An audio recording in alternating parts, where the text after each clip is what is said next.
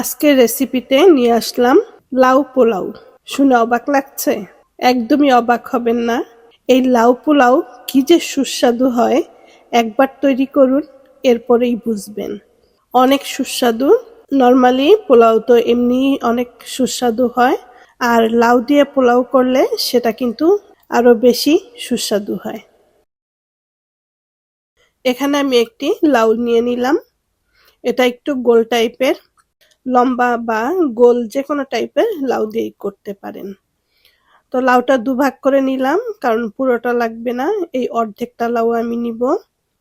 তো প্রথমে কেটে টুকরো করে নিচ্ছি, এরপরে ছুলে কুচি কুচি করে কেটে নিব। আর লাউটাতে যেহেতু বিচি হয়েছে, তো বিচিগুলো ফেলে দিতে হবে। ফেলে দিয়ে শুধু লাউ যে অংশটা, সেই অংশটাই নিয়ে নিব।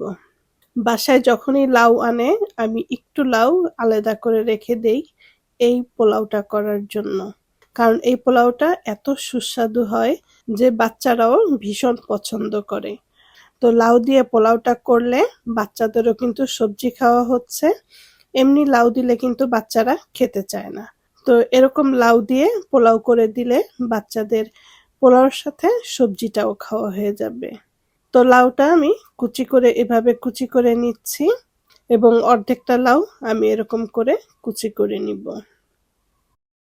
তো এই তো লাউগুলো আমি কুচি করে নিলাম, আর এখানে অর্ধেকটা লাউ নিয়েছি। তো এবার চলে যাচ্ছি রান্নায়।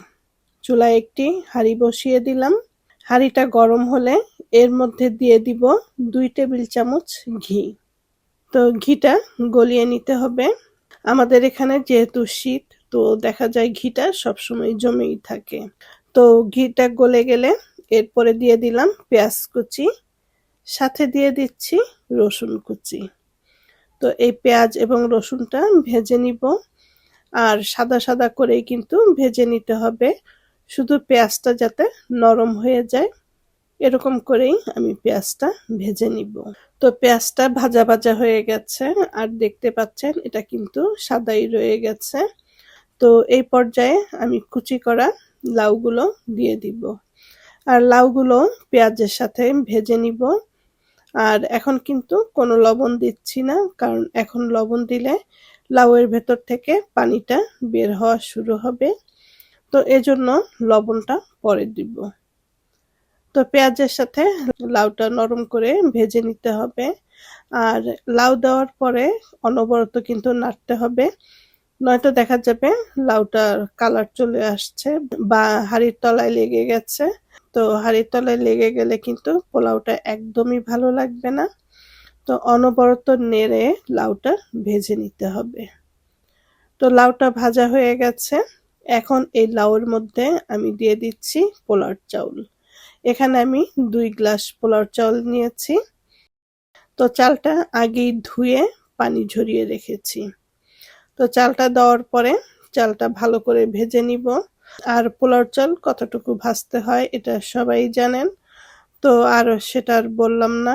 তো লাউ এবং পোলাওর চালটা ভালো করে ভেজে নিব। ভেজে নিয়ে এখন এর মধ্যে আমি দিয়ে দিব গরম পানি। তো নরমালি পোলাওতে যতটুকু পানি দিতে হয় 2 গ্লাস পোলাওর জন্য, তো সেরকম পানি দিচ্ছি না, কারণ এই লাউয়ের থেকে কিন্তু পানি বের হবে। তো সেজন্য আমি 1 গ্লাস গরম পানি দিয়ে দিলাম, এবং এই একই গ্লাস দিয়ে 1 গ্লাস দুধ দিয়ে দিলাম। আর দিয়ে দিচ্ছি স্বাদ মতন লবণ। তো নেড়েচেড়ে ঢাকনা দিয়ে ঢেকে দিব। আর এরপরে যদি মনে হয় যে চালটা সেদ্ধ হয়নি, সেক্ষেত্রেও আপনি পানি গরম করে এরপরে দিয়ে দিতে পারেন। তো চালটা সেদ্ধ হতে হতে এদিকে আমি একটু রেডি করে নিচ্ছি। এটাকে তড়কাও বলে, বাগারও বলে, যে যেটা বলেন। তো দিয়ে দিলাম 1 চা চামচ ঘি, সাথে দিয়ে দিচ্ছি কাঁচামরিচ এবং শুকনো মরিচ, কারণ এই দুইটারই ফ্লেভার আলাদা আলাদা, অনেক ভালো আসে। তো দুটোই আমি নিয়ে নিলাম। আর দিয়ে দিলাম 1 চা চামচ গোটা জিরা। তো এগুলো এখন আমি ফোড়ন তুলে নিব। লাউ পোলাও ভাববেন না যে এটা আবার হয়তো ঝরঝরে হবে না, কিন্তু নর্মাল পোলাওর মতনই এই লাউ পোলাওটাও একদম ঝরঝরে হবে।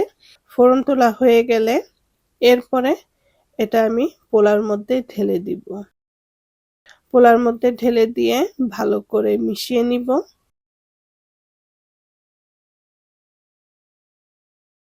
ভালো করে মিশিয়ে এখন আবার ঢেকে দিব 10-15 মিনিট। এটা আমি রান্না করে নিব। আর এই ঢাকনাতে যে একটা ফুটো আছে, এটা আমি একটি লং দিয়ে বন্ধ করে দমে দিয়ে দিলাম পোলাওটা।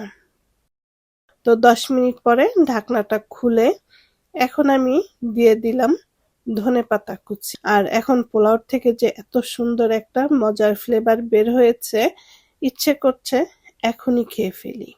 তো ধনেপাতাটা দিয়ে ভালো করে মিশিয়ে দিলাম। আর এই তো হয়ে গেল আজকের লাউ পোলাও।